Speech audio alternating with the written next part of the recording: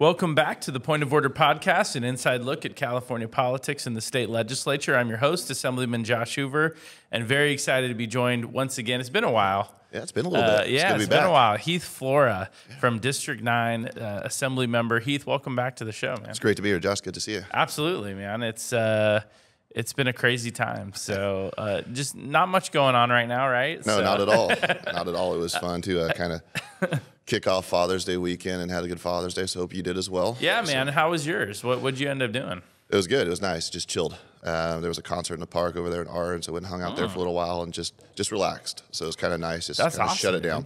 As you said, there's a lot going on right now, and we've kind of been running and gunning, so kind of just a chill out was kind of nice. Much needed weekend. I actually feel the same. We didn't have too much stuff scheduled over the weekend. Was able to hang with the kids a bunch. I actually squeezed in 9 holes of golf. Really? With a couple other dads, dude. Nice. Like, that was great. Nice. My wife was like, "What do you want to do for Father's Day?" I'm like, "I kind of want to like golf on Saturday. Is that cool?" It's your Father's Day, so right? Like, that's and awesome. She's like, "Yeah, definitely." How'd you shoot? So, I did okay. Not great. I probably shouldn't admit it. Did you shoot like J.J. Spawn? I mean, went in the U.S. Open yesterday. Okay, so that was amazing. Totally. Right? I mean, I watched. I didn't watch the whole weekend, but I watched on Sunday. Yeah. And that final round was insane in that putt with J.J. Spawn. It's so incredible. Isn't he like, he's like never won or something? Or not a major. And to go out, he was, I think, second or 2 back from from the lead yesterday morning. And then I don't know if you saw any of the golf yesterday because I did watch it. And I watched a bunch of it. The second hole, he hit off the pin and rolled 49 yards back off the green. And then the missed third that hole, one. he hit a rake and gave him a crappy lie. He shot a 40 on the front 9, and then the rain delay went out. And then shot a 32 to win it. That's just insane. But a friend of mine had a little financial investment on that for $40 to win it before the tournament. No way. And won $5,600 off of it. So he had himself a really good weekend. Oh, my God. That's a great weekend. He didn't win as much as Spawn, though, dude. No, he did not. Spawn took him like $4 million or something, right? Or I don't know. And they were laughing this morning. I was listening to PGA radio on the drive in this morning, and it was funny because they were talking how much are you going to pay Victor Hovland, for hitting that ball behind your ball and giving him the read. And was $250,000 enough, or was it a good bottle of wine, or what was the going rate for saying hilarious. Thank you? But I mean, it was wild. That course kicked everyone's butt. Like, didn't he win? I think it was 1 under. Yeah. I mean, I think that's right. Yeah. It was crazy. I think we would have probably shot like 130 out there. Well, he did far better than I golfed. Let's just put it that way. That's awesome. So I won't tell you my score. But I mean, I had some good shots. So as always, that's what keeps you going out there, right? I hit a few good balls, and then And Oakmont's a lot like Campus Commons. They're very similar. Very similar to Campus Commons. Yeah, exactly. Sure. Which is now open again, by the way. That was cool. I checked that out last weekend. So speaking of Father's Day, so I ended up just doing the golf and then watched the Open and then hung out at the house with the family. We had our dads over, and I smoked the turkey, which is sounds kind of random. How'd it turn out? It turned out great. Perfect. It was awesome. On the Traeger? How'd you do it? It was on the Traeger, but we were like trying. It's like a Thanksgiving test run, know. Cool. So That's awesome. Yeah, it was pretty funny. Thanksgiving test run. Well, you got to get those started in July. I'm like, hey, I don't want my first turkey to cook on there to be on Thanksgiving. Oh, that's the best part. And you just order pizza if it's screwed up. So that's awesome. That's fair. But watched the Giants-Dodgers game last night. Unfortunately, Giants didn't pull it out. But I don't know if you watched that series at all. We had the big trade over the weekend. I did. It's so exciting. So crazy, man. They're going in, it looks like. It's awesome. It's good to see Buster Posey actually encouraging the ownership group to actually, spend some money and make some trades. And it's something Farhan didn't want to do really, and so it's good. Dude, it's nuts, man. So they traded Jordan Hicks, Kyle Harrison, a couple other guys for Rafael Devers with the Red Sox, who just signed a 10-year deal. Yeah. So I mean, this is pretty. I don't know. I haven't seen a move like this by the Giants in a while, I feel like. I certainly don't know if I have ever. Maybe Barry Zito. Barry Bonds? Oh, I was going to say Barry Bonds. Maybe Barry Zito back in the day, right? Which ended up working out okay, but that didn't end up working out great. No. For that.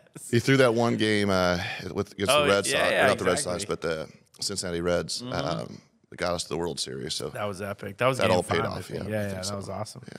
So anyway, man, we'll see how this plays out. But I mean, I'm always nervous about these big deals, but excited for the Giants, except they lost the series to the Dodgers.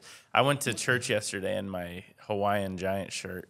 Really? For Father's Day. Yeah. So let's don't do that again. Very orange. Because they lost yesterday. So let's go ahead and burn that shirt. I'm going to burn that shirt. We'll get rid of it. And whatever pew you said, and don't set that one again. Yeah, exactly. Exactly. We got to switch some things up here. My pastor's a Dodgers fan, so that doesn't help. Oh, that's not good. Yeah. He prayed better. It's really not good. I don't think that's what Jesus wants, but. Certainly not. No, he, last time I talked to him, he was definitely a Giants fan. So that was fun. Last thing before we get into our stories, Capital Caucus just launched. I was curious your thoughts on that. I think you're a member of it as well. I am. I'm pretty excited about this. You know, I think it's 8 legislators, both sides of the aisle, 4 and 4, in the Sacramento region to just advocate for the region and priorities, and I think it's going to be a good partnership. Oh, I think it's great. I think it's what we need to get back to in Sacramento politics. You know, for years there was a collegiality and camaraderie. We've talked about this before, and we can probably get into it a little bit more later. But there's been a need for that recently. You know, through COVID and special elections, and not really coming in with a huge class, but to bring everybody, like-minded people together. And doesn't mean we always have to agree on everything, but how we do our jobs. And I think our constituents deserve that. So I'm super stoked. It'll be super fun to work with Senator Ashby. And kind of, you know, those colleagues over there. And obviously we've got a great group on our side. So. Yeah, I think it's going to be awesome. Like you said, I mean, we're not going to agree on everything, but I think for the first time in a long time, you have a group of legislators in Sacramento that all kind of get along and, you know, at least have collegiality, right? Sure. And it's regional. Respect. Yeah. I mean, and it's regional. And I love the Problem Solvers Caucus as well, but it's from people from all over, right? Yeah. And sometimes different areas politics are just different. Totally. You know, we talked about water a lot. Like, you know, Northern California water priorities are different than Southern California water priorities. So have a group of bipartisan group and from a region is good. Yeah. So. Awesome. Love it. Well, hey, let's jump into a few stories of the week here. I'm going to start off by giving you a chance to chat about. So on Friday, we passed the budget, or at least the budget framework, right? So I don't know if you could just give a brief little overview of, obviously, I've got, you know, some things here that we can talk about, but what was your take on that process? Obviously, we both voted no. I think there were a lot of cuts in it we didn't agree with. There's also a lot of things they are funding that we would rather see them spend on other priorities. But as our vice chair of the budget committee in the Assembly, what was kind of your take on the process, and how do you feel it came out? Man, budget is hard. Budget is one of those committees that you're really not going to win in as Republicans, right? I mean, our hope is to try to shed light on issues, on programs that are successful and programs are not, try to figure out ways that get creative to fund those programs and our priorities while making it a democratic idea. It is very interesting, though. It's not a huge process that involves Republicans, and it's sad, which is why, you know, Senator Nilo has been calling for a long time for conference committee, bringing that back with budget. So where we're actually going through this line item by line item and discussing it. Because right now, I mean, it's a 3-legged chair. It's the governor, the speaker, and the pro tem. That's it. That's it. And I would even argue sometimes the budget chairs of those respected caucuses aren't. I mean, they're very, very engaged. But it really is a deal between the speaker and the pro tem and the governor. And so it is frustrating. You know, I think the wildfire funding is, you know, $400 million less than it should be. You know, Gallagher said in his floor speech he'd like to see it up closer to $1 billion. I mean, I think that's right. We did that once, I think. Once, right? And we haven't done it since. It's been down to $200 million, so I think that's a joke. It was good to see that they're staffing up, you know, 3,000 CAL FIRE seasonals to paid full-time firefighters. I think that is good. So I think there's good things in there, but there's just not enough to support the budget. And you know, you're right. We did all vote against the budget in chief, and it's not baked either. I mean, this was a shell. We had to have it done by June 15th. There's a lot of negotiations going on, and sort of why I kept my remarks pretty short. First of all, I knew, you know, we had colleagues that were going to blow it up on things that they cared about, but I also love that we're doing it differently this year as a budget staff. You know, our subcommittee vice chairs, so, you know, Joe Patterson and David and, you know, Carl, these guys are awesome at really digging into things that they care about. And so having them speak on those issues, I think, is important. And really kind of, they've been going to those subcommittee hearings and really getting things on record on why things are bad. So we have done things differently, but the budget is challenging. It's a very unique vice chairmanship because there's not a lot that I can really do. I mean, we can fight for certain things. I mean, Heather Hadwick, our colleague from Northern California, she got some monies in there for her fire victims, which was awesome. That's awesome, yeah. Right, and so there's things that we can kind of push for, but it's challenging. Yeah.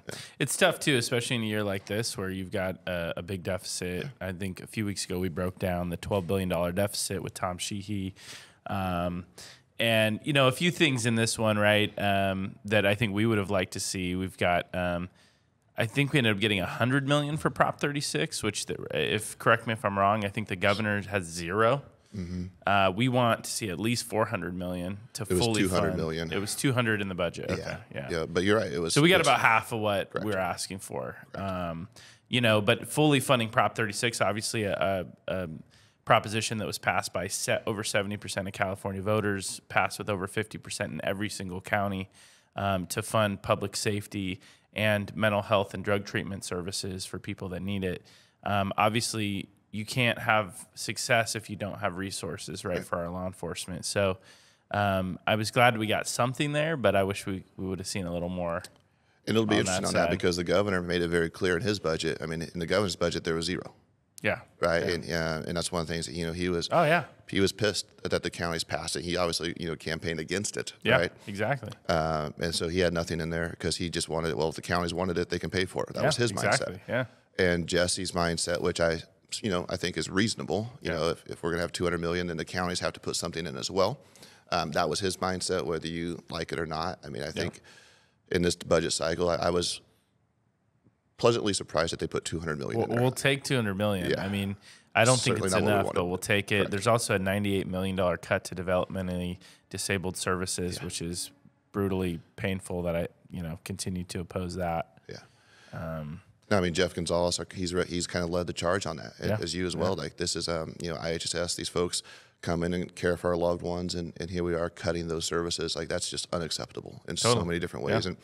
And then you also see a direct correlation that the amount of the deficit that we have is really the same amount of dollars that we're spending on, health care for undocumented folks, right? $11 billion for undocumented adults. Yeah. I think a lot of people would find that problematic, especially in a year where we have a $12 billion deficit, and we're cutting $12 billion in programs. Yeah. Correct. And nobody's saying, like, in good years, like, we can have that conversation, right? If we want to, help those folks out, like, let's have that conversation then. But right now, when we have a deficit, funding that just seems like we need to take care of our Californians first. Yeah. And then also another $1 billion for high-speed rail still, right? So, I mean, that one continues to, obviously I get there's differences of opinions across the state on that, but, again, in a down budget year, it just seems really problematic, especially as the feds are cutting the funding, right? I mean, we're literally throwing money at something that's probably not going to have what it needs to keep going. Well, and just with no oversight as well. Yeah. I think that's the part that continues to get me. Like, the money is one thing, but the continued just absolute rejection of any type of oversight on their part is crazy to me. Yeah. Obviously our trade friends, they love the project and they want to keep it going, and you and I both support the trades and heavily. Yeah. But this one's a little bit interesting on why we can't, okay, if we're going to fund it, there should be oversight. There should be some sort of accountability. Yeah. And currently there is none. Yeah. And largely because I think the project has been so mismanaged from day one. Yeah, no, it's been tough. One thing that wasn't in the budget that I was thankful for, I don't believe there's any tax increases in it at this point in time. So correct me if I'm wrong on that. So there was a big push by the Progressive Caucus to throw some. In fact, there was a bunch of speeches and statements put out by some of the more progressive members about, I think it was someone in the Senate was like, there's no way we're going to cut our way out of this. Like, we need to tax the billionaires, all this stuff. And I think it was good that I don't think any of that ended up in there. So no, it's one of our colleagues made those comments in budget hearing when we voted on this budget in committee, about how we're not taxing enough, right? Yeah. And he was obviously from the Progressive Caucus. Yeah. And then one of our colleagues, some woman, Cotty Petrie Norris, made the comments in committee. And if you want to go back and look at that exchange between her and a couple of her colleagues on their side, like, it was very interesting. What were her thoughts on it? Cotty was just, so we had Department of Finance, and then obviously the LAO there, right, with Gabe. And she was just asking, she got elected in 2018, or 2018. And our budget was roughly like $149 billion in 2018. Right now we're closer to $300 billion. So we've had roughly since 18 till now a 50% increase of our budget and and the dollars coming in, right? Yeah. Have we got a 50% increase on our ROI, our return on our investment? Yeah. And the answer is no. Yeah. And so Cotty was just simply saying that how can we continue to tax more if we can't show our constituents that we're getting a return on our investment? Yeah. And that did not go over very well by some of her colleagues. Wow. And that's good though. Good for her. And the chairman, he had to leave and go to a funeral, sadly. So I was chairing the committee. And usually in committees, like once you speak, you don't really speak again. Well, some of our colleagues wanted to push back on that, and I, being collegial, I let them. Yeah. And it really, though, in some ways, I thought it was good because it really showed it and highlighted sort of the dynamics within their caucus. Yeah. Where there are some of our colleagues that are being very cautious about this and really pushing back, versus some that are just tax the rich. Yeah. And that's the way that we're going to fund all these things. Just not understanding that when rich people usually have the ability to move. And, very much so. Yeah, billionaires can pick up and leave if they want to pick up and leave. And I mean, President Trump said it once when he was a candidate originally. Like, he uses the tax laws to benefit him. If you don't like it, change the laws. Yeah. Right? Well, and not to mention the fact that taxing, it's always this conversation of like that, billionaires and corporations are the only ones that pay for these taxes. It's like they don't. Like, in so many cases, it's consumers. It's those costs get passed along to everyday working people. It's not something that just affects a certain group, right? So, well, it's a frustration. You're absolutely right. It's a frustration I have with a minimum wage. Yes, we'd love to pay everybody $60 an hour or $25 an hour. But you take a $25 an hour employee. Yeah. By the time you put health care and all those other things, I mean, that employee's costing basically $70 an hour at this point. Right? Yeah. So it's not. And then, you absolutely pass those tax or those expenses on to your consumers. Totally. And why do you think everybody's automating? Yeah. I mean, why do you think that every industry that can is really pushing for that? Yeah. It's for these reasons. Well, the last thing I'll mention on the budget topic, and then we can move on, is did you hear Governor Newsom mention that he wanted to boycott the federal taxes? So he was going to withhold paying taxes to the federal government. I thought we went to jail for that if we didn't pay our taxes. I was going to say, this is the first time I've heard a Democrat in this state call for not paying taxes. Well, it is kind of funny, but it's also frustrating too. Yes, California pays $98 billion more than anybody else in the federal government. And you hear it a lot in this budget, where we're not getting our fair share back. Right? Sure. Yeah. Well, we paid the same amount when President Biden was there. Yeah. We paid the amount in Trump's first term. We paid when Obama was there, right? So it's just sort of funny that now this is their sort of the rallying cry to kind of justify some of our problems. It's not because maybe we should rethink how we spend our dollars. Yeah, we should just get more federal dollars. That's the problem. We're not getting our fair share back from the federal government. I love it. That is actually pretty funny. Also, though, I mean, it's not going to happen. He's not going to. I doubt that he can legally withhold federal tax dollars. But I just wonder if Huntington Beach said they were going to do that. Right, to California. How do you think Newsom would respond to that? I mean, just as an example, right? If one of our cities or one of our counties was like, we don't really like what the state government's doing. We don't like them spending on all these other priorities, so we're going to withhold our tax revenue. Didn't he do something about housing? He was going to withhold state support if you didn't fall in line with his housing projects, and Huntington Beach is pushing back on that. He did do some of that. Kind of weird. I'm just saying, man, it's he really does try to have it both ways. Where pot, meat, kettle. We're gonna force our locals to do this, but we're gonna not give our not listen to the federal government when they ask us to do It's literally two sides of the same coin. It's hilarious to me. If you don't do what we tell you, we're going to withhold support from you. And then we're doing the same He's thing. just in the middle, though. Yeah, he's just he just goes, it depends on which context it's in. So, it's pretty wild. Yeah. Speaking of which, you mentioned the three-legged stool, the pro tem, the speaker, the governor. That pro tem is actually changing. We got pretty big news out of the Senate last week that Mark McGuire, who is the current pro tem, is going to be taken off in 2026, I guess, being replaced by Monique Limon, so from Santa Barbara. So, any thoughts on that? Yeah, I mean, I think Senator Limon is she's obviously a very progressive lady. I get along with her really, really well. Yeah. We actually came in together. She was part of my class. So that's kind of cool. And just to be clear, you don't get along with her because she's so progressive. You're just, no, I get along with her. No, I know. I'm just kidding. I'm kidding. No, I get along with her too. She is. We work together on some of the phone-free school stuff. I mean, I have found her to be someone you can work with, but.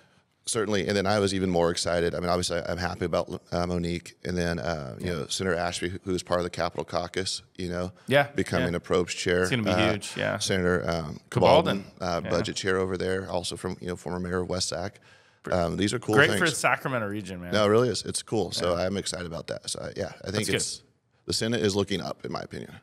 Well, that's good to know. You know, I will say I don't know Monique super well. We've interacted a little bit here and there on a couple different things, and definitely found some common ground on some issues, which I always appreciate. So we'll see. I sent out sort of a bit of a snarky tweet, not necessarily. Wait a minute, you? I don't buy it. I know, right? It's like weird. It sounds weird. But one interesting thing, obviously, she comes from Santa Barbara, and one thing we've been talking a lot about this year is affordability, right? And reducing the cost of energy, of gas, of housing, all these things for Californians. And interestingly enough, I found it funny that Santa Barbara just ranked as the least affordable city in the entire nation when it comes to purchasing a home. So they are actually the hardest. It's the hardest more than anywhere else in the country to purchase a home in Santa Barbara. And I just kind of made the point that, like, I really hope that she can start to steer her caucus towards things that are actually going to help make things more affordable. I'm not sure that will actually happen, but I really do worry about the policies that we've committed to in this state. And I think it's interesting, they've selected a leader from a place that is probably one of the least affordable places to live anywhere to lead their caucus. And I hope that, they're able to work with us in figuring some of that out. Yeah. So. It'll be interesting on the affordability thing, especially as it relates to like fuel cost and energy and those types of things. That would be probably one of the areas that I would say. And again, I get along with the senator very well, and we've had a great relationship. But probably where she's the most progressive on is fossil fuels, oil production, those types of things. So that does actually worry me a little bit with her. And even also, and I'll just there's the 41st senator that everybody knows about, right? Yeah. And Mr. Lipper, who is also a nice guy, but like we have to be very clear, he at this point has run the environmental policies come out of the Senate for 20 plus years. Yeah. And so I think we as elected officials, it is our responsibility to do what's best. Even though there may be a staff with a particular ideology for a very long time, we have the same issue, in the assembly as well. Isaac Bryant, who's the chair of natural resources, is doing a pretty good job of pushing certain things through as best he can. But it's our job to take some of these things back. And when you talk about affordability, when constituents start hammering us, if we start having a 75% increase on fuel costs because LCFS and loaves of bread are $11 a loaf, and $10 a gallon milk, and all of these things, right? People are starting to be real frustrated. Yeah. And that is what I hope my colleagues start listening to. Yeah. We do not need to allow perfect to be the enemy of good. Yeah. And there's a lot of technologies out there that we can move towards that would significantly reduce cost to our constituents if we have the political will to do that. And I'm hoping that we do. Yeah. No, it's a good point. And and just to close the loop on this, I believe I referred to him as Pro Tem Mark McGuire. I still have baseball in my brain. It's Mike McGuire. Yeah, I'm still thinking from Father's Day, man. I'm still thinking about baseball. No, it's totally good. I was just gonna let it go. I mean, it's like double M. It's all good. Mike, Mark, McGuire. It's all good. I mean, Mike McGuire. Senate Pro Tem Mark McGuire hit a bunch of home runs. So I don't know. Did he? Did he make it in the Hall of Fame yet? I don't. He hasn't, right? No, he hasn't. Yeah. Him and Barry Bonds are patiently waiting. Yeah, they only pick certain people that took steroids for the Hall of Fame, not all of them, apparently. Well, Pete Rose is going to go in, so, Pete Rose goes in. They got to open it up to Bonds and McGuire, too. Yeah. But not Mike McGuire. He shouldn't be in the Baseball Hall of Fame. He didn't earn it. He didn't earn it quite yet. Cool, good stuff. Well, speaking of costs, actually, interestingly, the president this week, we actually talked about this with Chris McKaylee a couple weeks ago, before it was signed, but he did sign the bill at the federal level that is going to have a huge impact, basically stop California from implementing its gas-powered car ban in 2035. I think that's a huge win for consumers personally. I think it's really important that, obviously it's going to get challenged in court. California's already, I think, filed a lawsuit. But I hope that it stands, and I'm hopeful that, it's going to be a win for consumers at the end of the day, because I think this mandate was going to create a whole new cost burden on them. So totally. And, it's God forbid, consumers buy what they want to buy. Right? Right. God forbid the government gets out of their lives and just lets them do what they kind of want to do, which is super, super frustrating to me. And so I was a huge fan of that. I mean, I've got no issues with electric vehicles. I mean, of course. I've got a great truck, and I probably, my next vehicle will be an EV. Yeah. But if we ever have a power grid problem, if we ever have an outage by any, we're just going to have these mandated EVs and nobody can use them anymore, right? Yeah. So I think there's a national security issue with this as well. Yeah. If we jump. So I got a lot of problems with it. If people want to buy them, love it. I mean, even Elon. I mean, obviously Elon and Trump had a little bit of a dust up a few weeks ago, and it seems like that relationship is back on the mend. But he even made the comment about, he doesn't care as long as it's a level playing field. Yeah. But today, that $7,500 tax rebate went away. Yeah. That expired today. Yeah. So I actually know people that went out this weekend. They were buying them this weekend? And trading in their Teslas and getting new ones. Oh, no way. Okay. Yeah, because the rebate was going away. Interesting. Wow. But you mentioned the lawsuits, and kind of going back to the budget. I mentioned as a caucus lunch a little while ago, but it is very interesting. The first Trump administration, the California spent about $42 million in lawsuits against the federal administration in his entire 4 years. To this point now, we've allocated $40 million just since January till July. Unbelievable. $40 million in the first year. So apparently that is our new playbook with going against Trump, is just tie him up in courts as best we can. I can't tell you how many tweets, how many press releases I've read over the last few weeks from Bonta and Newsom, just like, we sued him again, we sued him again, we sued him again. And it's just, they're going to lose most of those, which is the crazy part. Well, and it's taxpayer dollars down the drain. And it's like the boy who cried wolf. Like, how many times are you going to sue somebody and lose before you maybe I don't know. Cal Matters actually, because it's happening so frequently, they rebooted their lawsuit tracker. I don't know if you saw this. I didn't know. I actually didn't have it in our notes this week, but I just pulled it up again. Resistance Day, tracking California's lawsuits against the new Trump administration. I think they tracked them in the last Trump administration. I'm sure of it. Yeah. So this one, I'm trying to see if they have what number they're at right now. But anyway, I'll try to throw it in the show notes. But there's a ton here. I mean, at least 26, I think. For sure. And even that budget, there was when we did the special extraordinary session, there was monies in there for lawsuits. In this budget now, there was $17 million more of that. Yeah. And 14 of that was going to, Bonta and the Attorney General, and a few million were going for here, like the Water Board and Air Board. So, yeah.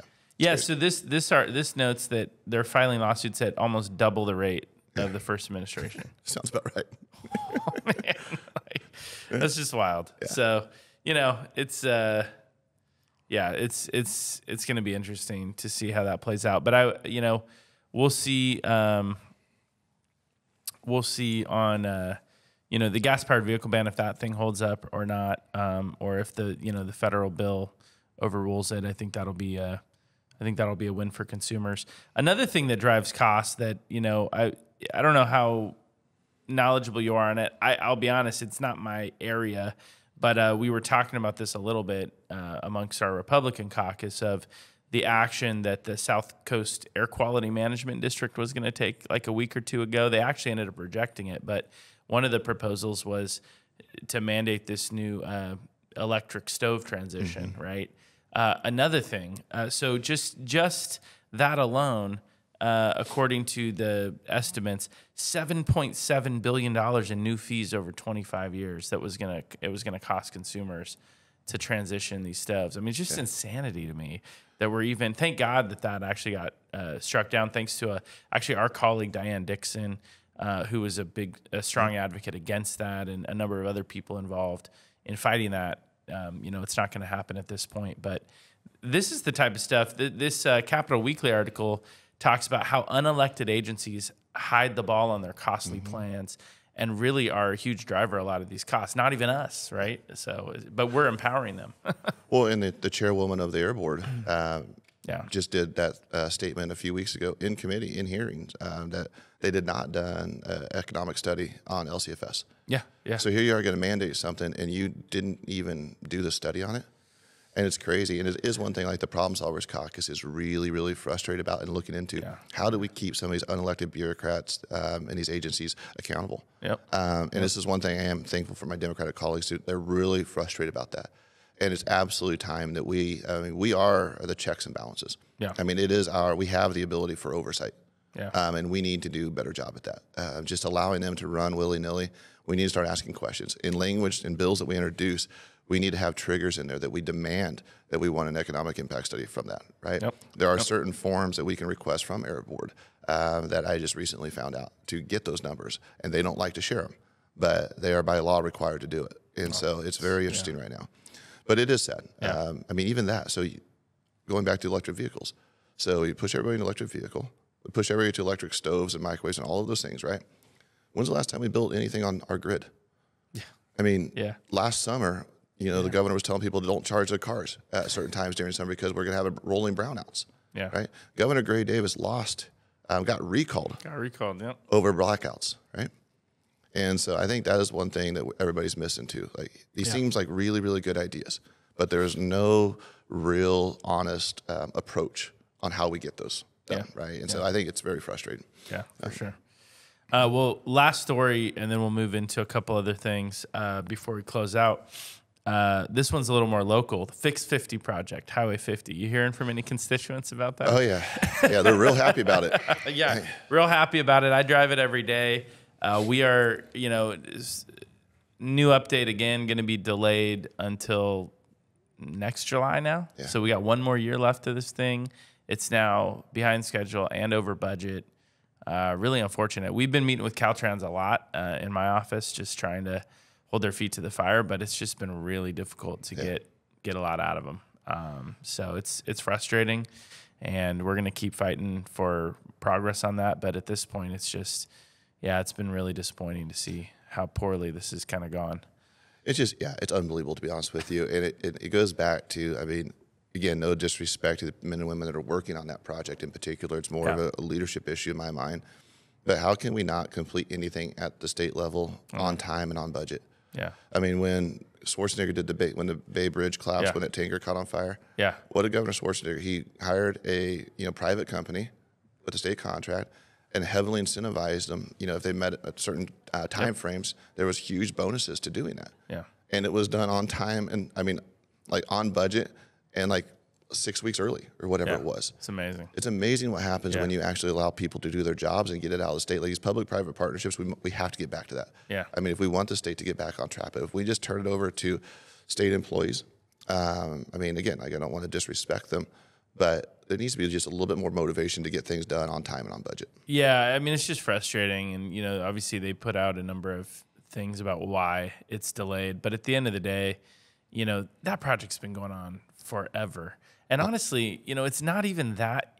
It is a big project, don't get me wrong. But it's, we built these freeways at some point. There were a lot bigger projects, right? Yeah. So it's just the amount of years that it's going to take to do this one segment of road. It's just kind of shocking to me. I think I got elected in 17, and I'm pretty sure in 18 they started that project, maybe 19. I think you're right, yeah. It's before COVID, for sure. So, it's been a long time. And how many times have they poured the center divides and then jackhammered them out? Yeah. At least twice at this point. It's just crazy to me how mismanaged it is. Yeah, for sure. It's frustrating. So, gonna try to stay on Caltrans about that. I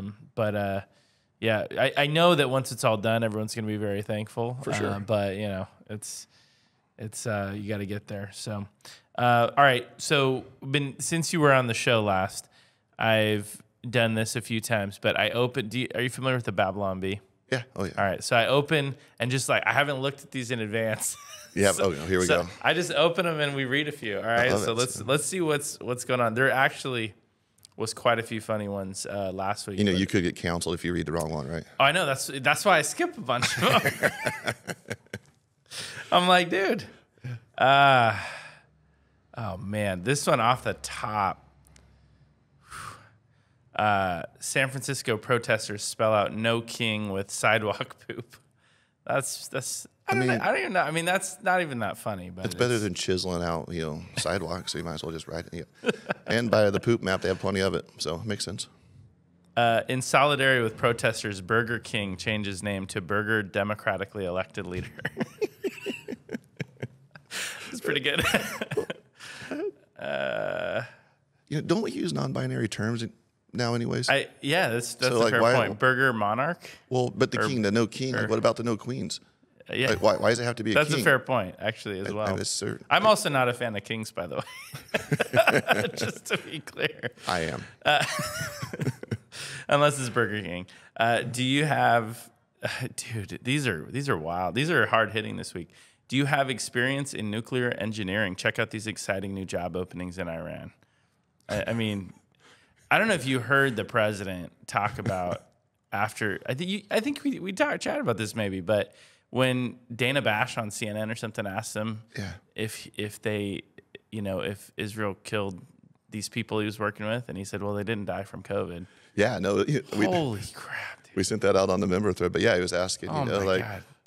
were some of the people that you were negotiating with, did Israel take them out? And he's like, well, they certainly didn't die from COVID. I'm like, oh, geez. Oh, my God, man. I mean, wild. So, but that's just brutal.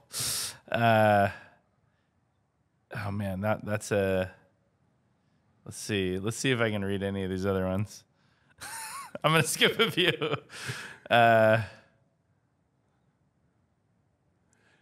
Speaking of like Babylon Bee stuff, you want to talk about your beard? Let's talk about the beard. I mean, it's kind of like Babylon BS. Like, it's coming in nicely, buddy. Hey, thanks, man. I appreciate it. It's Miracle Grow on the sides just a little bit, kind of fill a few spots in. Yeah. I don't know. I kind of fade it in or whatever. It's those ladies have that stuff like the eyeliner stuff that you could probably comb through it and give them more depth, a little more texture to it. Yeah, I could try that. It looks good. Could try it. But it's definitely come in at this point. I actually need to trim it back a little bit. Be careful because it's going to turn gray here soon too, like mine did. So this is the problem, right? I actually found a gray one poking out of it the other day. I'm like, it's over. It's over, buddy. It's already over. Okay, all right. This one I'm just going to open. This will be our last one. 10 more things Gavin Newsom blames on President Trump. And I don't know what these 10 things are, but I thought it looks to be good. It's got to be good. Yeah. So number 1, that weird smell in San Francisco.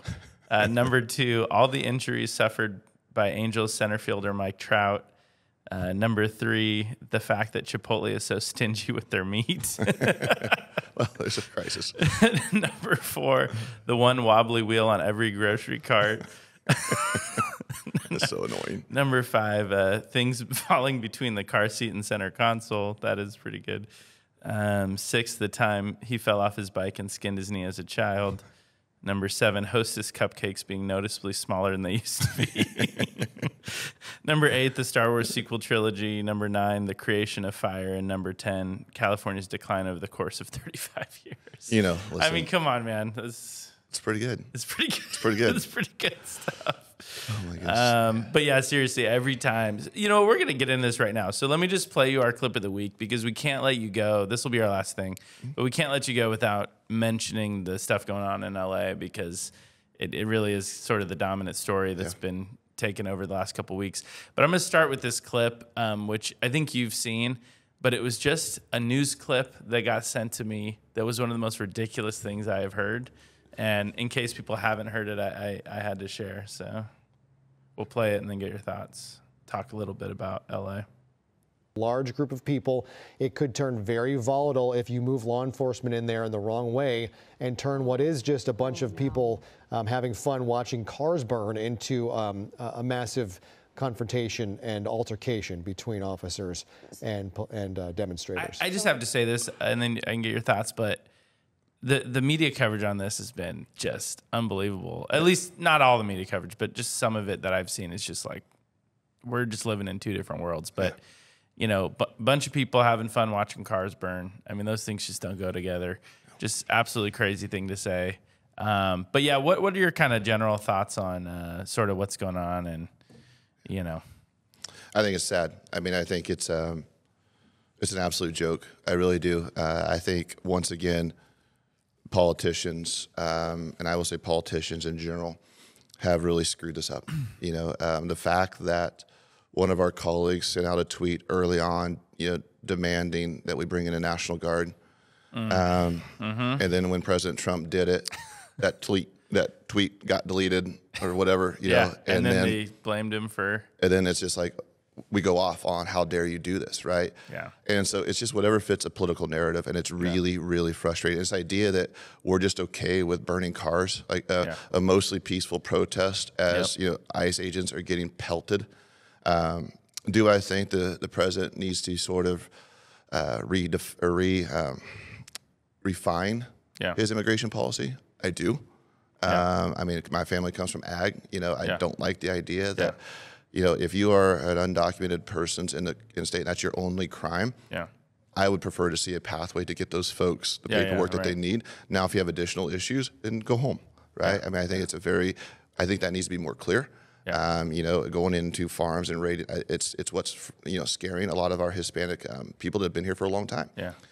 With that being said, burning down LA for a political grievance is not the right way to deal with it. Never acceptable. And that's all. I mean, and I do think that Gavin, in some ways, has incited this a little bit.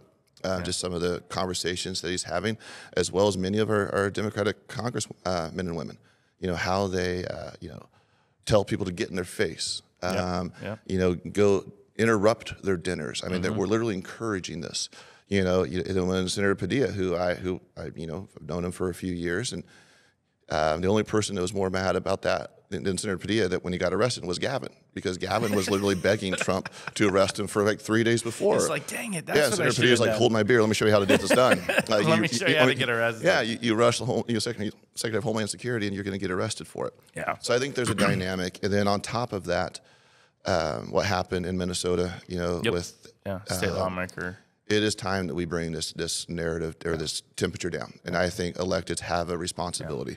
I will also say that it's not usually on the Republican side right now. Usually Republicans are sort of the ones that are kind of keeping the temperature down. The Antifa folks that a lot of my Democrat colleagues don't like either. These are the groups that are spinning this stuff up, and it's frustrating. Yeah, I mean, that's really the problem, right? When these things happen is outside agitators come in and they take advantage of the situation, right? And so you may have a group of actual peaceful protesters, right, that you know, kind of start this movement, but then you know, at the end of the day, you have to clamp down on the violence, the vandalism. You know, what's so frustrating has been the narrative, you know, out of the mayor in LA talking about, well, the LAPD can handle this. And then the LAPD chief turns around and says, you know, we're overwhelmed, right, by vandalism and by, you know, all of this unrest. You know, you need that outside help. And I guarantee you that those law enforcement officers probably appreciate having their federal partners there in the National Guard, you know, just so that they have some support, right? Well, that's why the National Guard went in, was to protect them. I mean, there was a time where LAPD and LA County Sheriff was not protecting ICE, right? I mean, they were hiding underneath the overpasses. Now, obviously, they were getting pelted, and you saw the pictures of the CHP cars getting destroyed. But no, like those ICE agents were absolutely getting railroaded. And so, President Trump sent a National Guard to protect them. And what else is he supposed to do?